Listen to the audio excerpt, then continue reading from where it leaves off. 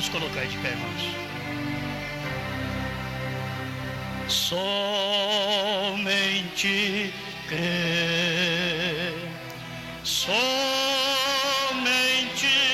crer, tudo é possível, somente crer, somente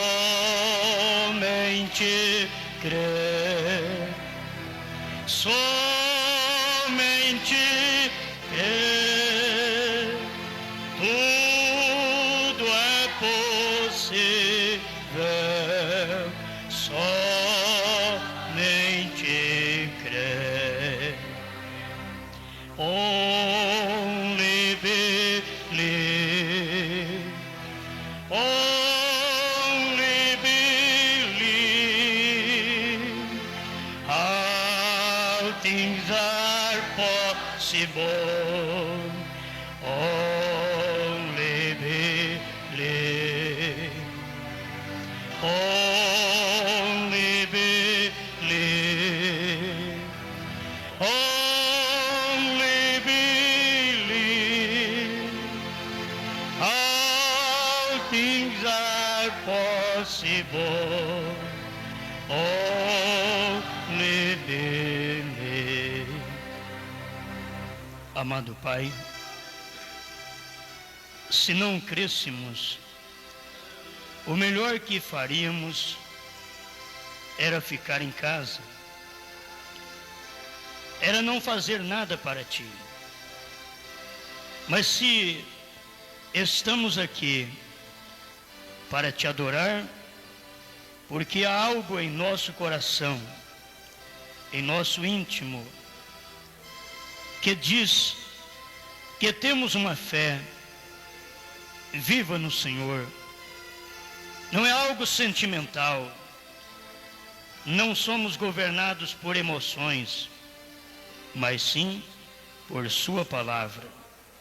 Por isso, Pai, nós pedimos que nesse instante o Senhor possa manifestar mais do Seu poder sobre nós, para que a nossa meditação seja bem proveitosa, que a Sua igreja sinta Sua presença através deste ensinamento.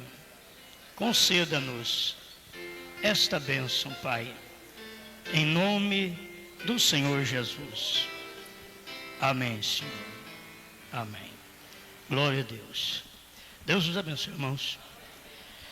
Nós vamos ler em 1 Coríntios, capítulo 3. Eu quero ler os primeiros versículos de 1 Coríntios, capítulo 3. Aumenta a igreja.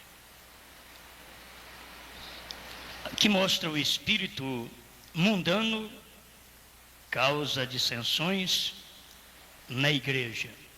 Espíritos mundanos, causa dissensão na igreja. E eu, irmãos, não vos pude falar como a espirituais, mas como a carnais, como a meninos em Cristo. Com leite vos criei, e não com manjar, porque ainda não podíeis, nem tampouco ainda agora podeis, porque ainda sois carnais. Pois havendo entre vós inveja, contendas e dissensões, não sois porventura carnais, e não andais segundo os homens? Porque dizendo um, eu sou de Paulo, o outro, eu de Apolo, porventura não sois carnais? Pois quem é Paulo e quem é Apolo, senão ministros pelos quais crestes, e conforme o Senhor deu a cada um? Eu plantei, Apolo regou, mas Deus deu o crescimento. Pelo que nem o que planta é alguma coisa, nem o que rega, mas Deus que dá o crescimento. Ora, o que planta e o que rega são um, mas cada um receberá o seu galardão segundo o seu trabalho. Porque nós somos cooperadores de Deus, vós sois lavouras de Deus e edifício de Deus. Oremos mais uma vez. Senhor, nós cremos que não somos nada. Nós cremos que a sua palavra diz toda a verdade. O que planta, o que rega, não é coisa alguma, mas somente o Senhor que dá o crescimento. Senhor Deus, deste crescimento para cada um, até chegarmos aos Hebreus e não vermos mais crescimento, e sim amadurecimento. Nós carecemos de Ti. Fale conosco, em nome do Senhor Jesus. Amém, Senhor. Amém. Amém. Pode sentar, irmãos. Tá bom. Eu quero... Mas acabou de danar, é? Não. E a gente agradece cada pessoa que está nos visitando e a família do irmão Osório. A gente agradece, Deus abençoe. Irmão Osório, Deus te abençoe. Muito bom ter o irmão Osório e a família. Põe de pé a família, por favor. Do irmão Osório. É um prazer ter vocês conosco. Deus os abençoe. Fiquem à vontade em nosso meio. E os demais que estão nos visitando, parece que colocaram o nome só deles. Se tiver mais alguém por aí. Irmão Osório é o que já doou aqui 35 discos para podermos sortear para os ouvintes do programa. E também começou aí com a cesta de alimento, que já fizemos uma festa com o povo. Já tem gente aí fazendo festa com a cesta de alimento de cada um que doaram, né? A gente agradece cada um de vocês. Bom, vocês agora vão me dar tempo para eu poder falar das coisas de Deus. Gosto muito deste alimento. Se há um prato bom, este eu gosto dele. É a palavra. Uma mesa que está repleta de alimentação. E esta alimentação, tanto para mim como para vocês, deve ser uma alimentação nutriente. Ela precisa causar desenvolvimento no crente, o crescimento e amadurecimento. Como nós estamos em uma reunião de ceia, eu não achei outra coisa para falar senão isso daqui para você hoje. Porque todos nós sofremos um impacto na vida e neste impacto você ou melhora ou piora. É um impacto que Deus permite nós termos. Na terra, o Senhor Jesus nunca disse que nós vamos viver bem aqui. Ele diz: no mundo tereis aflições, mas tende bom ânimo, eu venci o mundo. Se o crente reconhecer que aquele que venceu o mundo está nele, então você vai encarar um mundo vencido, derrotado, e que você não tem que fazer muita coisa não, só tem que crer naquele que venceu o mundo. Ele venceu o mundo por você e para você. E nós nunca devemos seguir este caminho da igreja de Corinto. Mas se não tivéssemos a igreja de Corinto, nós não teríamos as expressões de falhas, de fraquezas, de irmãos, da própria igreja. Porque essa igreja aqui não é perfeita, como não tem nenhuma igreja perfeita. Em cada uma você vai encontrar defeitos. Você vai encontrar irmãs defeituosas, irmãos defeituosos, o pastor, Se você pensa que ele não tem defeito, ele tem, porque você não enxerga, e graças a Deus, quando você é cego e não enxerga o defeito do outro, é a melhor bênção. Mas tem muitos defeitos que são defeitos falados, então esses defeitos todo mundo fica conhecendo. Mas como é bom a gente não poder enxergar defeito dos outros. Irmão Brando disse, se você vier aqui para ver defeito, o diabo vai te mostrar muitos. Mas nenhum de nós viemos aqui para isso. E isso não é caso de visitante, não. Muitas vezes nós, os crentes, acostumados, vimos na igreja, talvez para ver alguma coisa. Fazer aquele papel de Judas. Judas seguiu o ministério de Jesus. E todo mundo via em Judas um ótimo obreiro, um ótimo pregador, expulsava demônios, curava enfermos em nome do Senhor. Eles viam um bom homem em Judas. Ninguém via o que Judas tinha senão Deus, que estava ali. E os discípulos não viam. Ele era o crente camuflado, que carregava dentro de si uma natureza terrível, mas não dava demonstração dela. Só Cristo via aquela natureza. Cristo olhava e via aquela natureza. Jesus chegou a falar tão claro, não vos escolhi em número de 12, todo mundo podia levantar a mão, sim senhor, um de vós é o diabo. Aí não senhor, eu vos escolhi em número de 12, então tudo bem, mas um de vós é o diabo. Ninguém sabia quem era o diabo, porque o diabo parecia com o crente. O diabo parecia com o bom. E o pior espírito camuflado na igreja é o espírito de Judas. Porque o espírito de Judas não é jogador, não é fumante, não é beberrão, não é adúltero, nem mentiroso. Durante aquele período do ministério, ele estava seguro ali. Um Judas firme, em toda reunião. Mas Jesus, depois de ter falado, um de vós é o diabo, revelou a coisa. Na hora da ceia, ele pegou, conversou com eles, e eles ficaram sem saber quem era ainda o traidor. Um de vós há de me trair. Um olhava para o outro, o irmão Norivão olhava para o irmão Adalto, o irmão Adalto olhava para o irmão Luizinho. Quem que será? Será que é eu? O traidor? Uma irmã olha para a outra, quem será que vai trair? Será que é eu? Ninguém sabia.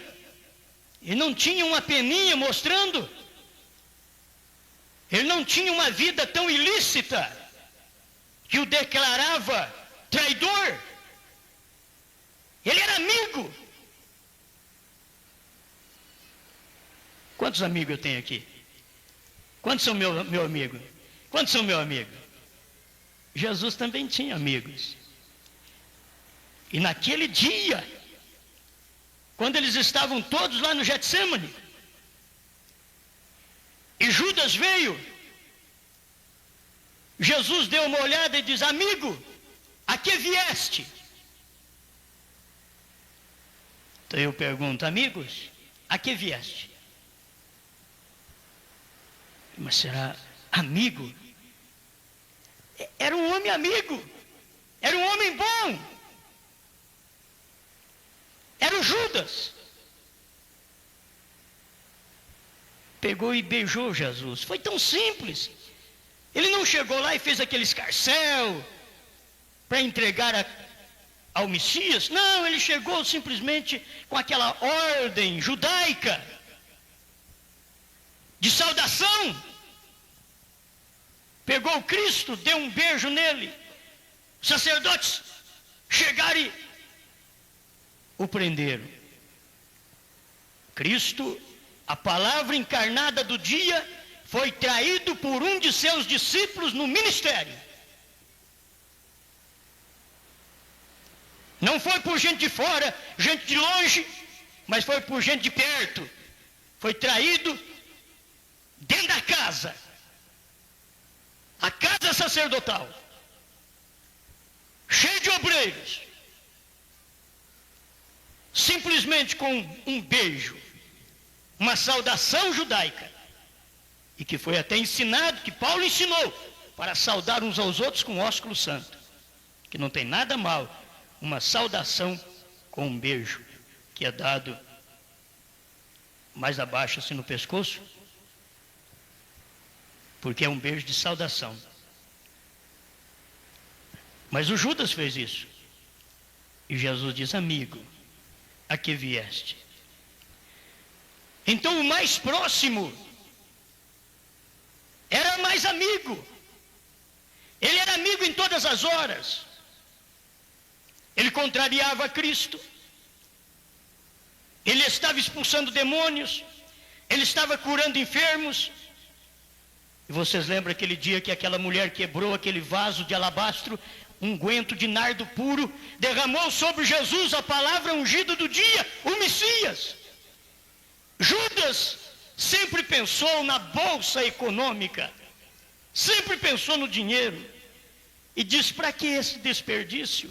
Você já pensou bem? Se tudo que você tem derrama em cima daquele que te criou, daquele que é o seu Salvador, e ter ainda um amigo dele que critica aquele ato de fé, de amor que você fez, derramar tudo que você tinha, um vidro de alabastro, um unguento de nardo puro, era caríssimo naquele tempo. Mas a mulher, o que ela tinha era isto, porque ela era uma perdida, mas ela tinha o que perfumar a Jesus, que Judas não tinha. Ele nunca faria aquele desperdício. E o Messias estava precisando de alguém que tivesse coragem de desperdiçar o que tinha com ele. Na expressão de Judas: jogue tudo que você tem sobre mim, lance os teus cuidados sobre ele, e ele então cuidará de você. Aquela mulher, ela é falada até hoje, e o Judas também. As boas ações são lembradas sempre, e as más ações também. Se você apenas demonstra más ações, elas serão lembradas mais. Se você demonstra boas ações, também serão lembradas. Mas eu, irmão, não vos pude falar como a espirituais. Uma das coisas mais difíceis é você tratar com uma pessoa e não poder falar com ela como espiritual. Você tem que falar com ela, discutir com ela, brigar com ela, porque ela é uma carnal. E Paulo chegou ao ponto de dizer para a igreja em Corinto: eu não vos pude falar como a espirituais. Eu acho que a coisa mais dura que tem para um pregador é tomar um povo e falar para eles como a carnais, como a meninos, como a meninos em Cristo. Meninos em Cristo. Ela diz: uma coisa boa é a gente ser um menino em Cristo. Mas menino faz arte. Você quer ser menino a vida inteira? Menino faz arte. Menino é desobediente. Menino não tem maturidade cerebral, mental. Como que a gente quer ser menino a vida inteira? Eu sou um menino em Cristo. Glória a Deus. Aleluia. Eu não quero ser menino em Cristo. Esse negócio de ser menino em Cristo só dá trabalho para Cristo. É desobediente, é arteiro. E não adianta pensar que é diferente, porque o natural explica o espiritual. Há um nascimento natural e há um nascimento espiritual. E a Bíblia mostra que eles são idênticos. É acompanhado por água, sangue e a criança. É justificação, santificação e o crente nascendo de novo. Batismo com o Espírito Santo. Agora ele vai viver a vida inteira como menino. Paulo, quando escreveu para os irmãos em Corinto, mandaram uma cartinha dessa, dizer assim: ora, o homem natural não compreende as coisas do Espírito de Deus. Dizer, se ele não compreende as coisas do Espírito de Deus, você tem que falar para ele de uma forma natural. Porque as coisas do Espírito de Deus, os mistérios, o sobrenatural, porque Deus não é natural, Deus é sobrenatural. E se você apenas é uma pessoa natural, uma mulher natural, um homem natural, você só vai conhecer um Deus natural. Você não pode conhecer o sobrenatural. E Deus não é do natural, Ele é do sobrenatural. Ele é o Deus dos mistérios, que logo foi revelado em Cristo, esses mistérios. Tinha que ser revelado da mesma forma que Ele escondeu todos os seus mistérios escondidos em Cristo. Então Ele revelou em Cristo também todos esses segredos. Ora, o homem natural não compreende as coisas do Espírito de Deus porque lhe parecem loucura. 1 Coríntios 2,14. E não pode entendê-las porque elas se discernem espiritualmente. Irmãos, e a vida inteira, todo crente menino dá trabalho para o pastor, dá trabalho para os diáconos, dá trabalho para Deus. Como menino. Até que a gente chega à emancipação espiritual. Porque eu sempre digo a vocês, até os 21 anos, tem que ter paciência com esse rapazinho, 18 anos, 21 anos, tem que ter paciência, porque tem as etapas da vida, as etapas do 7. O primeiro 7 é menino, o segundo 7 é adolescente, que é 14 anos, o terceiro 7, ele já é emancipado, que é 21 anos. Mas ele tem o quarto 7, que é o 28, para ele amadurecer. Agora o homem que não amadurece até 28 apodrece. A mulher que não amadurece até 28 apodrece. Talvez já amadureci, mas é tudo comida de bicho. É maduro, já amadureceu. Quem é que está aproveitando de mim e aproveitando de você? Nesse tipo de vida amadurecida. E você toma esse natural e olhe bem. Você caminha com ele para você ver. A lei trabalha dentro disso daí e isso é o correto. Você não pode ser nem testemunha com menos de 21 anos. Você não tem maturidade para responder diante da lei com menos de 21 anos. Você precisa de ter 21 anos, porque é a idade da emancipação e do amadurecimento. E a vida cristã, eu pergunto assim, será que vai 7 anos de crente, eu sou menino? Será que vai assim? 14 anos de crente, eu sou adolescente. Meu Deus do céu, 21 anos de crente eu sou emancipado. Será que caminha assim? 28 anos de crente eu sou maduro. Ai meu Deus, agora se eu perguntar alguma coisa para você, talvez vai dar diferente a coisa. Talvez você pode ter, eu posso ter, porque eu tenho já mais de 28 anos de crente. Aí eu tenho que ver, estou maduro ou estou bichado? Um fruto bom ou um fruto já estragado? Que tipo de fruto sou eu?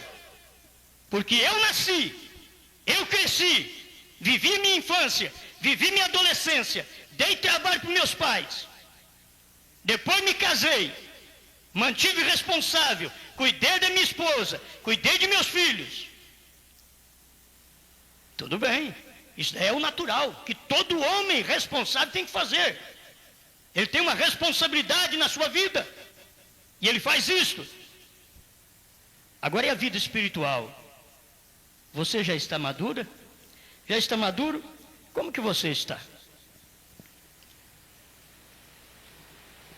Se não está maduro, você não é espiritual.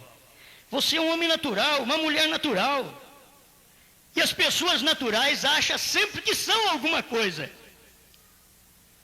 Porque a gente pensa ser alguma coisa, mas é natural. Gente, enquanto o homem não descobrir o que é este novo nascimento. Você quer saber o que é novo nascimento? Escuta aqui. William Branham pregou uma mensagem muito grossa.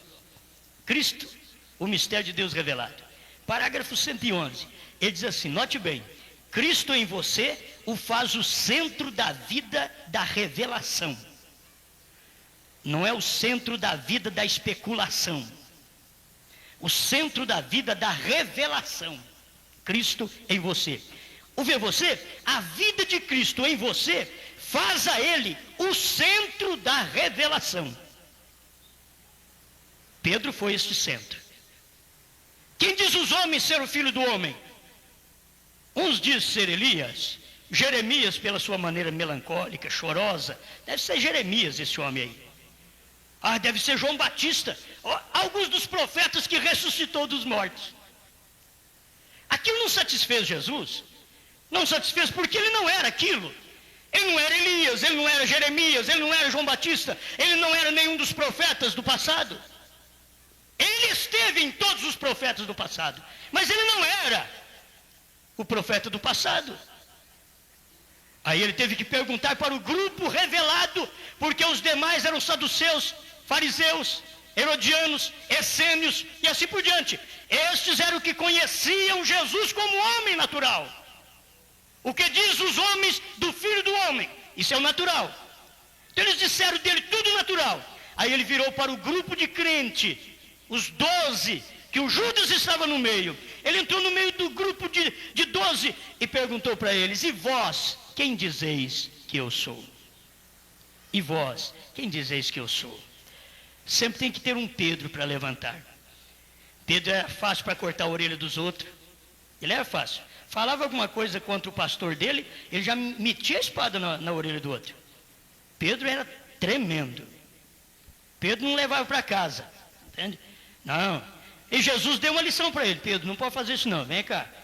Curou a orelha do rapaz, você não precisa fazer isso. Ele era um defensor do pastor dele. Ele não era um crítico do pastor dele.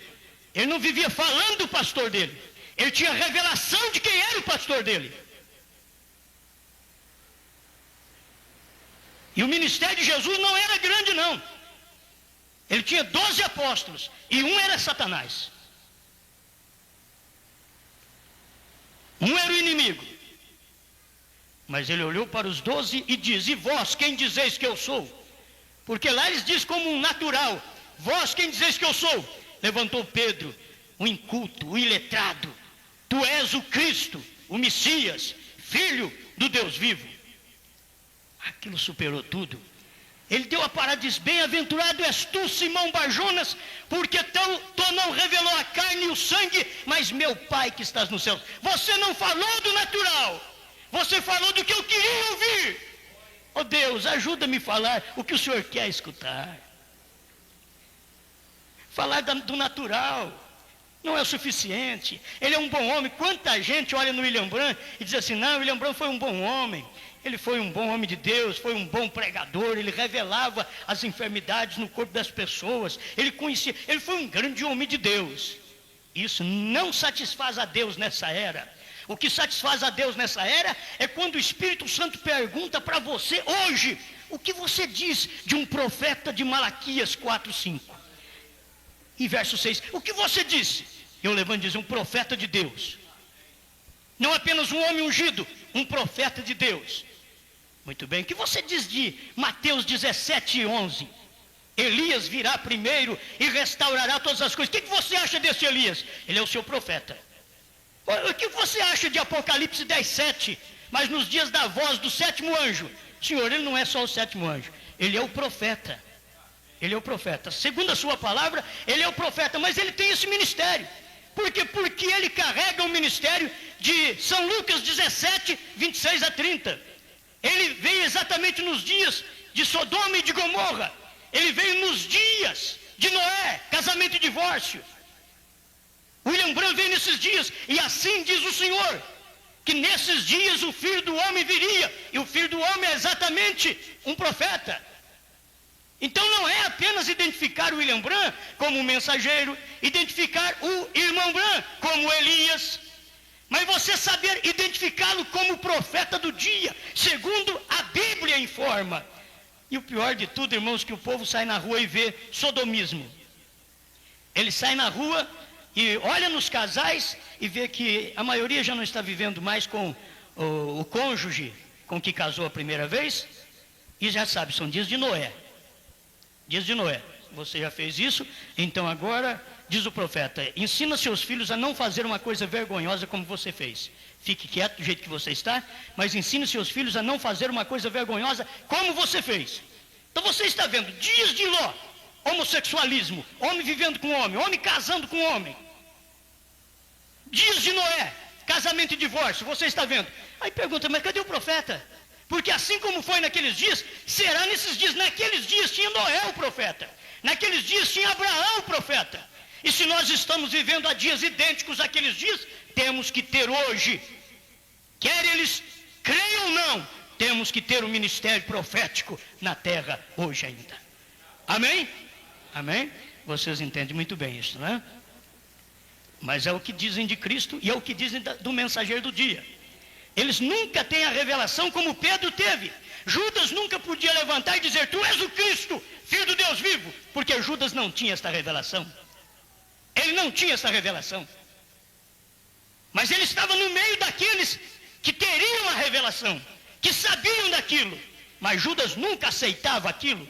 Se ele aceitasse, ele nunca teria traído aquele ministério.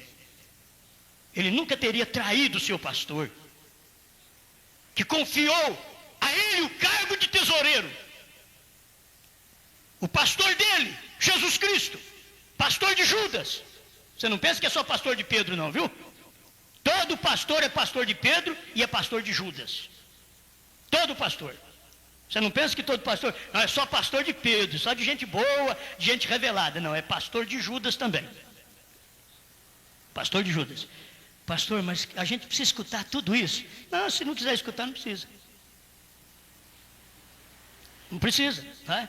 Mas todo pastor é pastor de Pedro, de gente que tem o espírito como Pedro tinha, e de gente que tem o espírito como Judas tinha.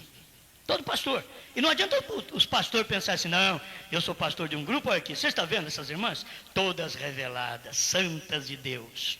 Todas. Está vendo esses irmãos? Todos revelados, uma bênção de Deus. Eu não queria que tivesse nenhum Judas no nosso meio. Jesus também não queria que tivesse um Judas no ministério. Contudo, ele atraiu Judas, ele chamou Judas. Ele não mandou Judas embora. Talvez você pense assim: não, mas esse irmão, essa irmã que causa muito problema na igreja, tem que mandar embora. Mandar embora nada. O próprio Jesus falou: não pode cortar. Não pode cortar. Deixa o joio aí. Não corte, deixa ele aí. O joio é o Judas, gente. Deixa ele aí. Deixa ele na igreja. Olha, se você for ver, tem joio no trabalho, na parte natural. Lá tem o patrão, que pode ser trigo, e tem o patrão joio. Tem o empregado trigo e tem o empregado joio. Porque o mau empregado é um joio para aquele patrão. É espinho. Tem que viver sempre corrigindo, tem que viver sempre o cortando. Porque o seu fruto atrapalha os outros. Lá no trabalho. E nós queríamos ter mais mensagens confortadoras, pastor. Você não tem assim uma mensagem mais que conforta a gente? Tem, espera lá. Com leite vos criei. Agora é coisa boa, não é? Com leite vos criei. Leitinho. Só dizendo assim: Jesus Salvador, Jesus Curador. Todo mundo levanta a mão. Ei, glória, aleluia. A hora que você pega assim, é como comer o livro de Apocalipse. São João começou a comer o livro estava doce na boca. Aí, quando está doce, você mete a boca, come. Aí, a hora que ele engoliu o livro, no capítulo 10 de Apocalipse, a hora que ele engoliu o livro, começou a amargar o estômago. Isso daí é a vida vivida, gente. A maioria das pessoas tem Deus na cabeça. Eles não têm Deus no coração, têm Deus no intelecto. São crentes intelectuais, têm Deus na cabeça. Crentes formais, naturais. E como que Deus mesmo deseja que você deixe ele descer mais um pouquinho? Como aquela oração daquele menino. Meu Deus, sempre ele ia no altar, dizia: meu Deus, faça com que a mensagem desça 30 centímetros abaixo da cabeça do meu pai. E o pastor sempre escutava esse menino lá no púlpito, vinha no altar e fazia sempre uma oração assim: meu Deus, ajuda que a mensagem desça 30 centímetros abaixo da cabeça do meu pai. Aí um dia o pastor perguntou, parou para ele: por que, filho? Por que você faz uma oração desse jeito? Para descer a mensagem 30 centímetros abaixo da cabeça do seu pai? Ah, pastor, porque o meu pai é um crente da mente, mental. E eu queria que ele fosse um crente do coração. E que descesse, né, abaixo da cabeça 30 centímetros. Aí ele seria um crente diferente. Tem muitos crentes na igreja que é crente só de mente. A maioria dos crentes são crentes intelectuais. Serve a Deus pela mente. Na mente você tem regozijo. Você tem alegria. E a maioria dos crentes quer Deus somente nesta hora. Mas coisa boa é você comer o livro e deixá-lo descer para o coração. Aquilo ali então começa a amargar, que é a vida vivida. Cada dia que você vive a palavra de Deus, você sofre uma perseguição, você tem uma luta, você tem uma angústia. Porque coisa boa é servir a Deus. Mas não é servir um Deus de braços cruzados, não. É servir um Deus que eu sinta sabor. Porque Deus não quer criar filhos como nós. Queremos criar filhos dando de tudo para eles, e eles ficando à toa, não trabalhando, não sabendo o que vale uma roupa, o que vale um calçado. Eles não sabem nada o que vale isto.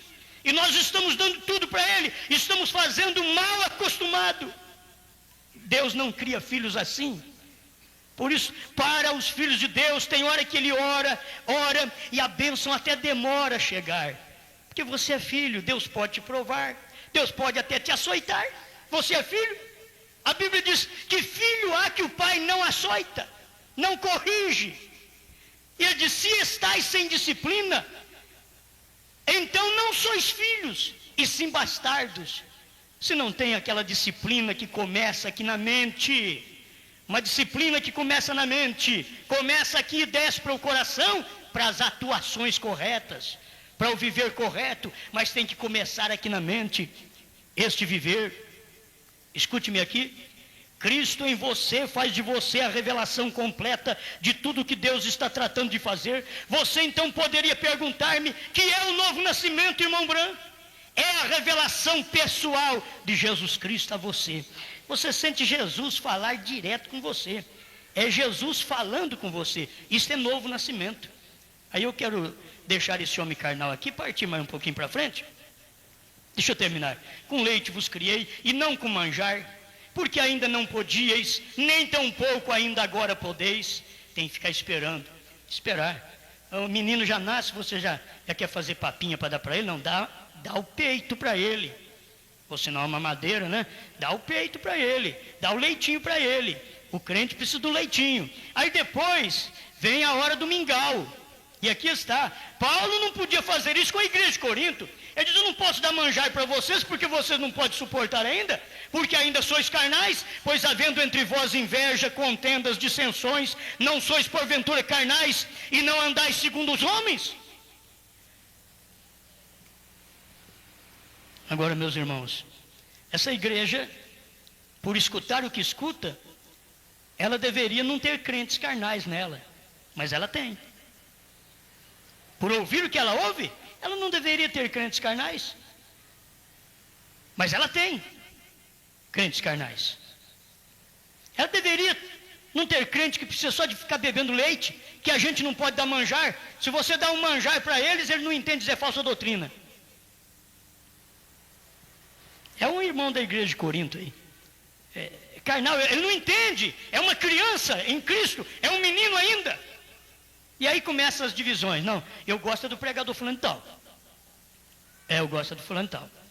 Ei, mas aquele lá sim, hein? Ei, aquele que é pregador. Eu gosto do fulano. Eu acho que tem muita gente que gosta de mim, mas tem tanta gente que não gosta de mim também, rapaz. Tem tanta gente que não gosta de mim.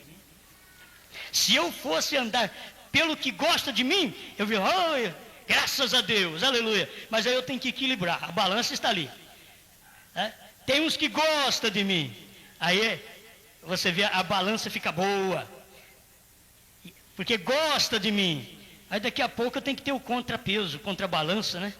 O contrabalanço eu tenho que ter aqueles que não gostam da minha pregação, para poder equilibrar. Aí eu fico direitinho, eu fico bem. Você tem que ter isso aí também. Não pensa que você vai ter que ter só a favor, não. Tem que ter os contra. Os contra ajudam a gente. Ainda que faz você ficar assim, meio lá, meio cá com eles, né? Não dá para olhar direito na cara um do outro, porque é meio difícil olhar na cara do outro. A hora que você vai olhar, quando você faz uma coisa errada, você vai olhar na cara do outro assim, o quê? Não dá para encarar o fulano, a fulano, não dá para encará-los. E assim está vivendo o mundo no qual nós hoje caminhamos nele. Irmão Brandt diz assim no parágrafo 114 e 115, então é Cristo expressando-se em cada indivíduo, seja intelectual ou analfabeto. Vários apóstolos não sabiam nem escrever, porém conheciam a Cristo. Quando Pedro e João curaram o coxo, a Bíblia diz que os conheceram porque haviam saído de algum seminário? Não, diz que eles o conheceram porque eles haviam estado com Jesus. Esses homens andaram com Jesus. Aí eles conheceram ele. Não é porque saiu do seminário fulano, estava bem polido, já havia aprendido bastante, não. Aí o irmão Brando diz aqui, Cristo, mistério de Deus revelado, 115. O novo nascimento é uma revelação na qual Deus revela à pessoa este grande mistério. O grande mistério. Deus em Cristo, Cristo na igreja, a igreja no reino restaurado, que é o milênio. Se você não chegar ao novo nascimento, você não fica conhecendo nem esse mistério. Aí o irmão Brando diz, esse é o novo nascimento. Isto que é nascer de novo. Se você pode ver este novo nascimento, veja da maneira correta. Tem muitos crentes que diz, eu já nasci de novo. Escuta aqui, Eu quero chegar nos 2 Coríntios 5:17, muito conhecido. Mas não pode ficar sem isso também. Assim que se alguém está em Cristo, quem é que está em Cristo aqui? Quem está em Cristo? Então, nova criatura é. As coisas velhas já passaram. Eis que tudo se fez novo. Que coisas velhas? Aquelas coisas de 1 Coríntios 3. Carnais. Bebedor de leite apenas. Não pode comer manjar espiritual. Não pode ter uma mensagem mais forte que já sai falando do pregador. Porque aquilo não foi de acordo com a mentalidade deles. Porque o útero gerador deles é incapaz de gerar a semente de Deus. E tem que sair maldizendo e falando. Mas se alguém está em Cristo, Cristo é a palavra, Cristo é a revelação, Cristo é a mensagem do dia. O povo pensa que estar em Cristo é estar naquele Jesus lá atrás. Não, Cristo é sempre presente, Ele é o mesmo hoje. Agora, se você não está em Cristo hoje, que Ele é o Messias, hoje, que trouxe a revelação do Apocalipse, que trouxe a revelação do Gênesis ao Apocalipse, para preparar essa noiva, com a mensagem restauradora, para arrebatar essa noiva. Se não podemos ver isto, nós nunca somos nova criatura. A nova criatura vai ver estas coisas e vai viver essas coisas. Porque não é apenas ver, não. Tem muitos na igreja que veem essas coisas, vê batismo em nome do Senhor Jesus Cristo, sabe que Pai, Filho e Espírito Santo é o Senhor Jesus Cristo, não são três, é um só, sabe, foram batizados, mas ainda não foram uma nova criatura, não nasceram de novo. Quando nasce de novo, há uma mudança na vida, tudo faz novo, tudo é novo. Quando você nasce de novo, chora que nem bebê, nasceu de novo. Aí ele vem conversar com a gente, esses irmãos e essas irmãs que nasceram de novo, eles não vêm assim aquele petulante, né? Petulante, eu quero saber. Não, é criança, é bebê. Ele chega assim, com aquela humildade, aquela falta de conhecimento. E eu quero aprender, porque eu sou criança, eu sou nenê ainda, eu nasci. Tem dois extremos. Quando você nasce de novo, e não quer pedir a ninguém um auxílio, e quando você nasce de novo e acha que já sabe tudo e não precisa de mais ninguém também. Não precisa de mais ninguém. O novo nascido, gente, ele não sabe nem pedir alimento. Quando foi que o seu nenê nasceu? O nosso nenê nasceu lá em casa, e nasceu e disse assim, eu quero mamar. Quando foi? Nunca pediu mamar. Ele nasceu e chorou. Aí você põe o peito na boca dele, põe a mamadeira na boca dele, ele cala a boca. Ele chora. Ele é um crente chorão. Ele é um crente que sente. É isso que eu quero te ensinar, porque vai chegando um ponto que o crente mais velho perde as lágrimas, seca os olhos, já não chora mais, já não sente mais. Mas o crente novo, convertido, nasceu de novo, eu quero mais, eu quero mais. Eu quero mais culto, eu quero mais oração, eu quero aprender mais, eu quero mais. Aí depois do crente velho, você pergunta, você não quer mais? Não, eu estou cheio. Por que você não vai na igreja? Já estou satisfeito. Eu estou cheio. A gente vai ficando velho. Oh, nosso Deus, nós a turma de crente velho. Para de chorar, para de pedir, para de reclamar. É por isso, e a gente precisa sempre voltar, pelo menos nesse ponto, e sentir bem com Deus. É que você perde tudo. Antes, oh, que bênção. Eu lembro, quando eu aceitei essa mensagem em 1973, nosso Deus, eu fui correndo para Goiânia e eu disse, eu quero ser batizado em nome de Jesus Cristo. Nunca vi uma coisa como essa. Aleluia. Mas fui estourado. E lá vem eu desde 1973 até hoje. Já dei trabalho para muita gente. Que quando você pensa que sabe alguma coisa, você começa a dar problema. Então agora chega a hora de ter que pedir a Deus, Senhor, faz eu sentir alguma coisa. Ô irmão, senhor, deixa eu dar uma paradinha aqui. Você vive 1 ano, 2 anos, 3 anos com a sua esposa. 4 anos. Vamos, será que dá 4 anos? 5 anos. Será que vai? 5 anos. 5 anos com a esposa. E talvez é lua de mel. Esses dois casal de pombinho. Aí depois, passam uns anos, já não é 2 casal de pombinho mais, é 2 casal de sicuri. É um querendo engolir o outro. A coisa muda. Não, você já notou isso? Precisa ver como que é. Não, tem uns que vão um casal de pombinho até o fim. Aí um pombinho quebra a perna, a pombinha vai lá e ajuda. Talvez ela vai, tem umas pombinhas que vai lá ajudar, dizer, podia ter quebrado as 2. Do jeito que você é, tinha que ter as 2 quebradas. As 2 pernas.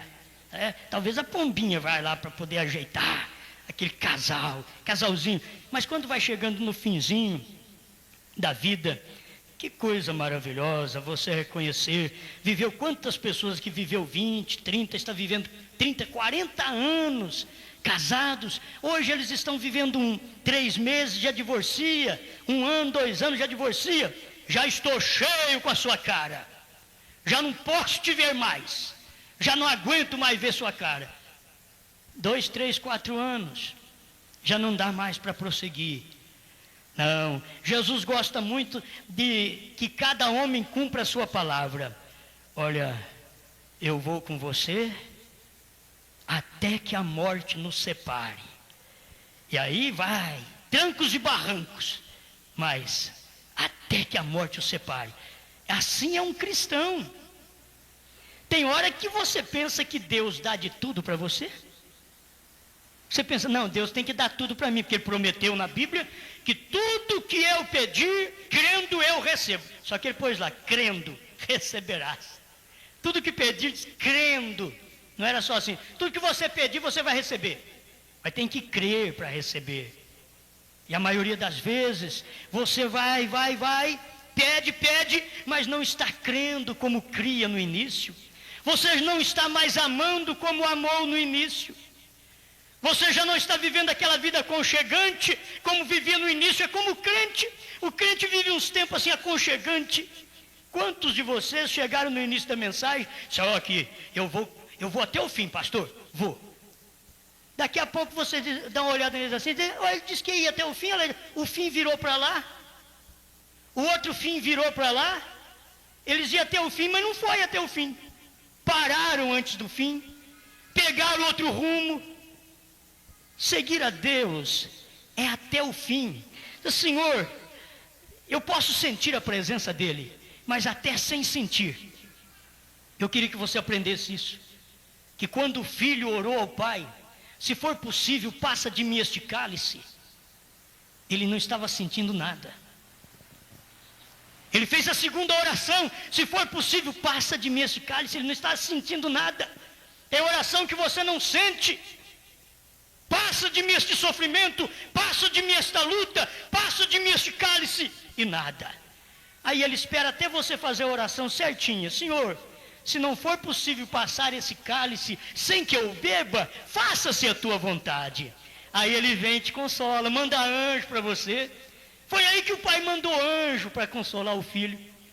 Aí ele teve visita de anjo, mas enquanto ele estava pedindo só para passar dele o cálice, passar o sofrimento, passar a cruz, não, ele não podia passar aquele sofrimento dele, porque ele tinha que vencer aquele sofrimento para que eu pudesse não ter aquele sofrimento. O que sobrou para nós, gente, é uma migalhinha. De sofrimento é uma migalhinha, mas de bênção é tudo. Toda a bênção. Ele chegou ao ponto e disse assim: Pai, tudo está consumado, na tua mão entrego o meu espírito. E quando ele fez isto, provou que ele era o Criador. Provou que ele era o Criador, que o sol fechou o rosto. Fechou os olhos assim, e não mostrou os olhos não. Fez trevas. As rochas começaram a rolarem. Pedras começaram a rolar das rochas. Porque era o Criador, a natureza sentiu, era o Criador que estava morrendo. E eu pergunto, você pecadora, você pecador, eu pecador, não podemos sentir? Se as pedras sentiram, se o sol sentiu, se a criação de Deus astral sentiu, se a terra sentiu, se as rochas sentiram, será o meu coração mais duro que essa rocha, que não pode mover, e dizer a Ele, é a sua palavra, eu tenho que me dedicar a Ele, tenho que me decidir. Senhor, eu te seguirei até o fim. Eu fiz isso com Deus quando eu o aceitei, e até hoje, já tive tanto problema na vida, mas até hoje, largar de servi-lo, não tem jeito. Não tem jeito.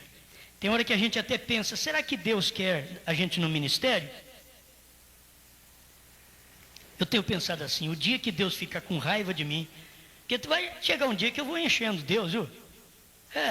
Vai chegar um dia que talvez eu vou, talvez fazendo alguma coisa que Ele não queira, e é a mínima coisa, mas quem é errado no mínimo, é errado no máximo. Já pensou bem, um dia, Osmar, eu não te quero mais. Acabou, não te quero mais. Você diz, mas Deus não vai fazer isso. Deus não te desampara. É tão bom pensar assim, né? Deus não te desampara. O filho diz assim, Deus meu, por que me desamparaste? É o retrato de cada crente que tem uma hora de desamparo, que o próprio Deus diz, eu vou te deixar sozinho um pouquinho aí para você ver. Eu vou te deixar sozinho. Deixou ele morrer na cruz. Senão ele não morreria.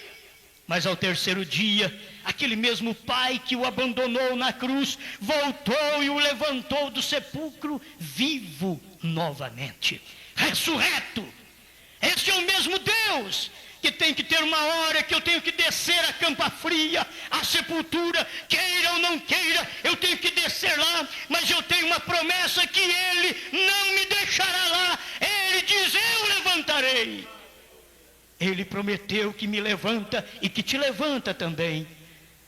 Mas aquele momento é um momento que todo mundo pensa mal de você. Pensaram de Jesus, falaram dele. Ele está aí clamando por Elias, para ver se vem ajudá-lo. Vamos ver se Elias vem ajudá-lo. E não veio ajudá-lo. E não era o Elias, era o Eli. Era o próprio Criador, Espírito. Deus, Espírito.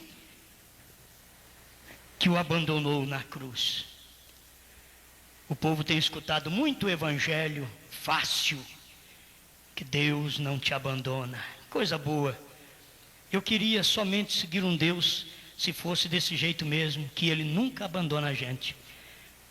É a força de expressão de um profeta, pode chegar assim a dizer: Ele não te abandonará, Ele não te desamparará. Ele não falou isso para Israel, mas Israel saiu do caminho, ficou desamparado. É eu que me desamparo. Quando tem que cumprir algo, aquela hora é a hora que Deus deixa que eu cumpra aquilo. Por que me desamparaste? Deus, por que me desamparaste? Oh, irmãos, eu tenho que encerrar. E assim passaram por alto que era a grande verdade de Cristo. E hoje em dia dizem que é uma denominação. É Jesus, o novo nascimento revelado a você. Assim ele tem a preeminência e pode expressar sua palavra. E então qualquer coisa que haja prometido para a palavra, para esses últimos dias, ele pode trazê-la a cumprimento através do seu corpo, à medida que ele está operando. Amém? Amém. Deixa eu ver aqui, eu tenho apenas mais um versículo para me encerrar. 1 Coríntios, capítulo 13, versículo 11. Quando eu era menino, falava como menino. E eu te pergunto, está você falando como menino até hoje? Paulo saiu da condição de menino. Paulo saiu, mas ele chegou ao ponto de dizer aqui: quando eu era menino, falava como menino. É a vida espiritual, gente. Isso acompanha. Quando você é menino, fala como menino, uma inocência tremenda. É uma beleza esse período da inocência, que qualquer dia nós vamos pregar sobre isto. A inocência, e depois a consciência, e depois o pecado. Qualquer dia vamos pregar sobre isso para você ver que coisa maravilhosa é o período da inocência. O período da inocência você não conhece nada, você não sabe nada. Os outros batem em você. Já viu o período da inocência? A gente é criança, os outros vêm bate na gente. A mãe vem bate. Agora depois que a gente fica barbado, que é o período da consciência, a coisa muda. Aí, se você precisar de apanhar, tem que ser a polícia. Aí tem que ser a polícia que vai chegar a você depois de nós barbados. Mas quando eu era menino, falava como menino. Eu queria que você percebesse isso aqui, meus irmãos, uma coisa, que nós estamos no meio de um povo que muitos estão agindo como menino até hoje. Pelo amor de Deus, vocês não vão mudar? Não vão mudar, não? Não vão largar de ser menino? Hein? Sentia como menino. Mas você sabe que em um certo ponto é até bom sentir como menino? Menino sente raiva, mas logo a raiva some. Você bate no menino, o menino acha ruim, faz cara feia, até fala alguma coisinha baixinha para o pai não escutar, mas a mãe, eles fazem alguma coisa? É perigoso, rapaz. Mas ele é menino, daqui a pouco ele esquece, vem para a barra da saia da mãe, pede papá, aí ainda está pedindo papá. Quando ele fica barbado é muito mais difícil. Filho criado, serviço dobrado. E você acha que o de Deus também não é assim? Eu fico pensando quanto que nós podemos estar dando trabalho para Deus. Trabalho.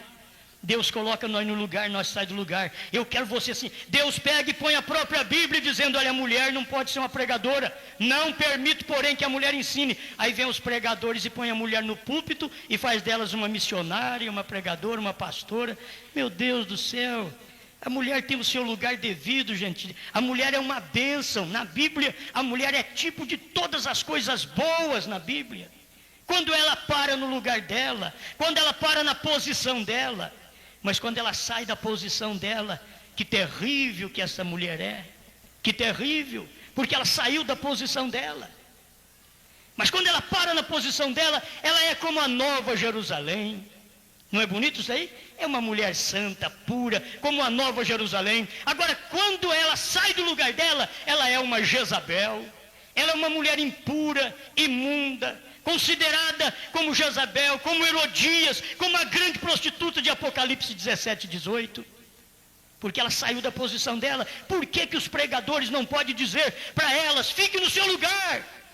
Deus mostrou uma visão para o profeta da igreja dos últimos dias, que é a noiva. Mostrou, e ele viu de cada país, aquela fileira de cada país, E no final da fila, irmão Branham viu que duas estavam saindo da fila, e ele começou a gritar na visão: fique na fila, fique na fila. Aí ele voltou em si. Ele estava gritando para ficar na fila. A fila é o lugar da palavra. Não saia daquilo ali não. Não saia da doutrina que os apóstolos ensinaram não. Não saia, permaneça ali. Por que colocar uma mulher pregadora? Porque a mulher ser ensinada por um pregador que ela pode cortar o cabelo, que não tem problema, quando a Bíblia diz que ela desonra o marido. A mulher que desonra o marido, o que ela é? É a Bíblia que fala isso. Não sou eu, não é minha doutrina. Isso não tem nada a ver comigo. Tem a ver com a Bíblia. A palavra de Deus, ela é imutável. Como que o homem pode perverter o batismo do nome do Senhor Jesus Cristo para Pai, Filho e Espírito Santo, como fez a igreja romana no ano 325? Cortou o batismo em nome do Senhor Jesus e passou a batizar, falando Pai, Filho e Espírito Santo, e batizar criança. Como que eles podem fazer uma coisa dessa? Como que os crentes podem acompanhar este mesmo caminho, trilhando a trilha da serpente, a trilha de Caim, sem revelação? Como pode andar? E quando vem um pregador como Paulo, como Pedro, para colocar cada um no seu lugar, eles dizem: isso é falso profeta, porque eles não podem suportar a palavra. Quando eu era menino, falava como menino, sentia como menino, discorria como menino, mas logo cheguei a ser homem. E aí, acabei com as coisas de menino. Muitos crentes dão trabalho na igreja, sabe por quê? É porque são tudo menino. Tudo menino, eles nunca vão à adolescência, que vão dar um trabalho maior, para depois chegar à maturidade com experiência do trabalho que deram. Porque dar trabalho para os outros, e apanhar, e sofrer, é para ter experiência, para se emancipar. E Deus ama isso daí. Deus deixa os seus filhos passar por luta. Ele não foi lá e disse assim: olha, eu vou matar o Nabucodonosor. Deus não foi lá e fez isso não. Deus deixou Nabucodonosor aquecer a fornalha 7 vezes mais e diz: eu espero vocês, meu filho, lá dentro do fogo. Deus já estava lá. A hora que eles jogaram Sadraque lá dentro, Sadraque, mas foi só um que caiu. Já tem mais outro aqui. Mas esse é diferente. Esse não é o Mesaque nem o Abednego. Esse é o Filho do homem. Está ali. Deus já estava dentro da fornalha. Quando jogaram o segundo irmão, Mesaque, o Mesaque chegou lá e encontrou 2. Ele disse: mas eu vi que jogaram só um. Já encontrou 2. É porque o Senhor já estava na frente. O Senhor foi primeiro. Quando jogaram Abednego, a hora que ele chegou lá, ele já encontrou 3. Ele falou: mas comigo é 4, nós era só 3 lá. Mas aqui é 4. Ele olhava num, tem aparência diferente. Aquilo era Deus com eles dentro da fornalha. Tem hora que você quer Deus do lado de fora da fornalha, do lado de fora da tentação, da provação, da dificuldade, do lado de fora, e Deus te espera lá dentro da dificuldade, lá dentro do problema, porque Ele sabe: eu estou com você aqui. É aqui. Senhor, mas eu podia não passar por essa doença, mas eu estou aqui com você. Eu te espero aqui. Eu te espero aqui. E tem hora que, sabe onde Ele está me esperando? Tem hora que Ele está me esperando do outro lado do Jordão. É a hora que eu morro. A hora que eu parto aqui, fecho os meus olhos para esse mundo, aí eu já estou do outro lado. São Paulo diz sobre isso, e isso é maravilhoso: se esse corpo terrestre se desfizer, temos um outro. Se esse templo, esse tabernáculo se desfizer, temos um outro, não feito por mãos, eterno nos céus.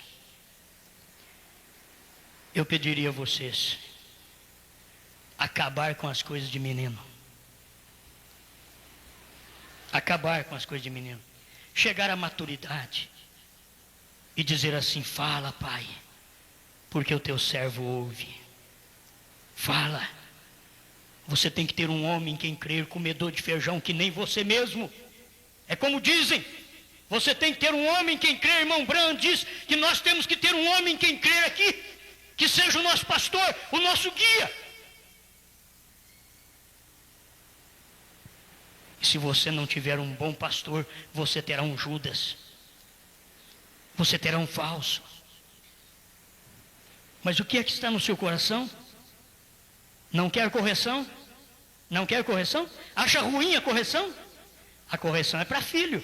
Quem é filho aqui? Quem é filho? Vocês são filhos? A correção é para filho. A correção não é para bastardo, não. A correção é para filhos. Correção é para filhos. Hebreus 12.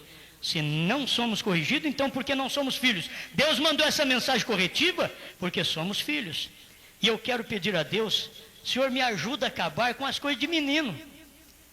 Só não acaba com as lágrimas da criança, que eu quero continuar chorando ainda, sentindo, porque é tão duro.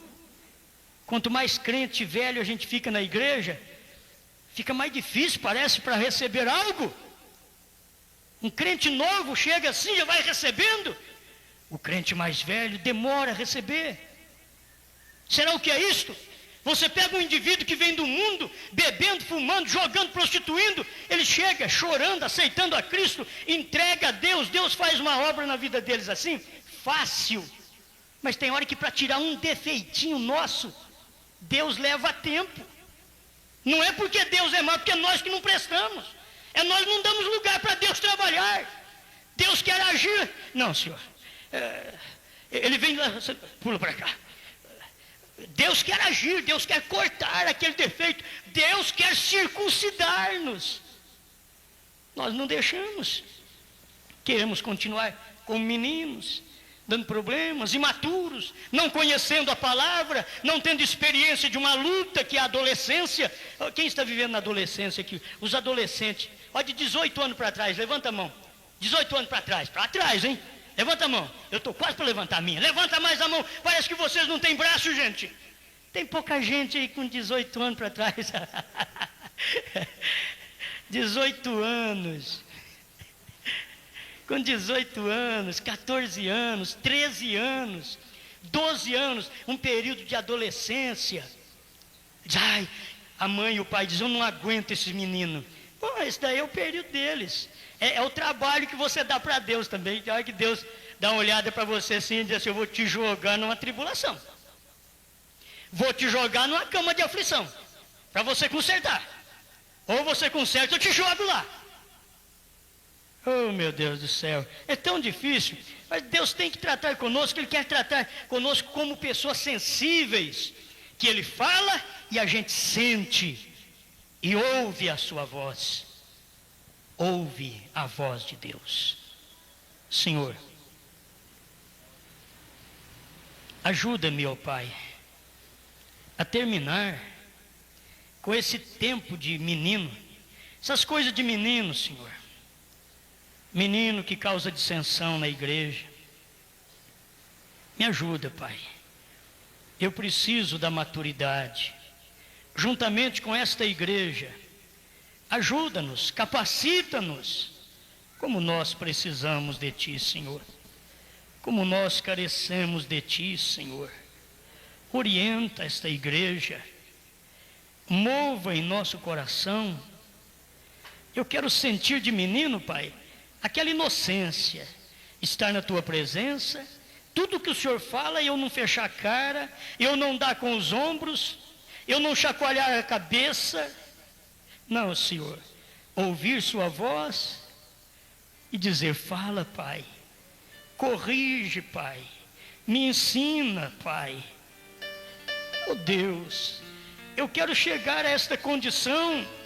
Se eu não estou lá ainda, me ajuda a chegar lá, a um lugar de maturidade, que os outros percebam, maturidade ministerial, maturidade de pai, maturidade de mãe, maturidade de diácono, maturidade de um membro do corpo de Cristo, maturidade, responsabilidade. Dá isso para nós, Pai.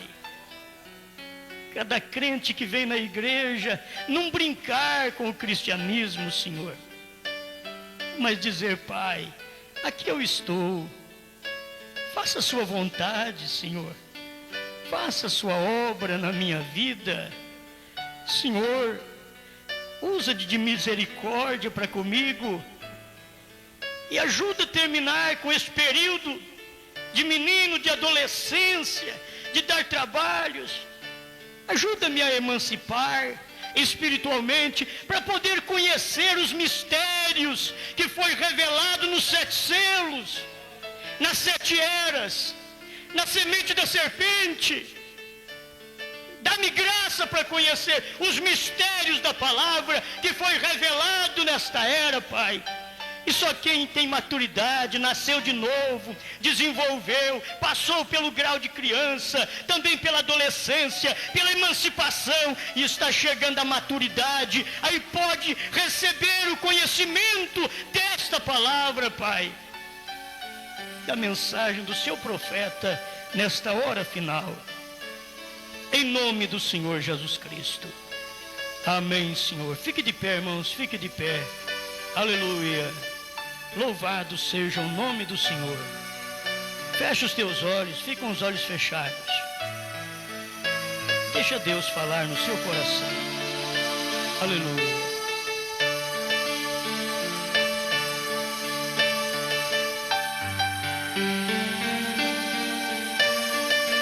Aleluia.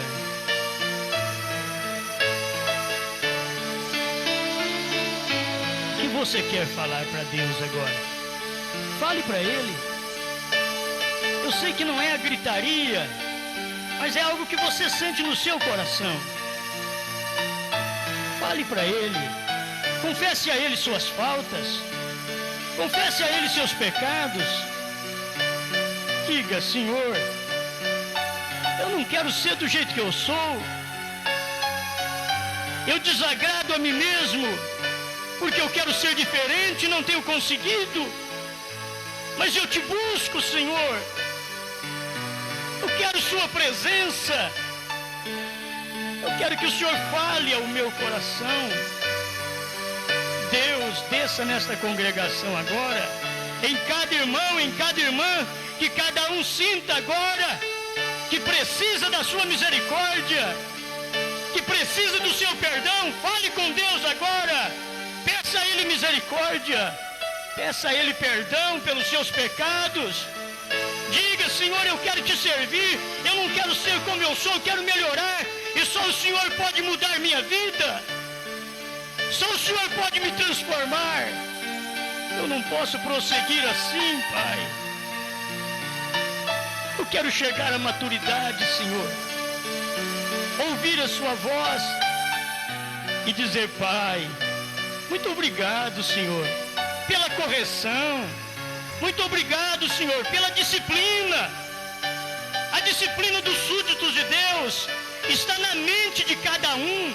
Você começa a sofrer essa disciplina, essa correção na mente. Aleluia.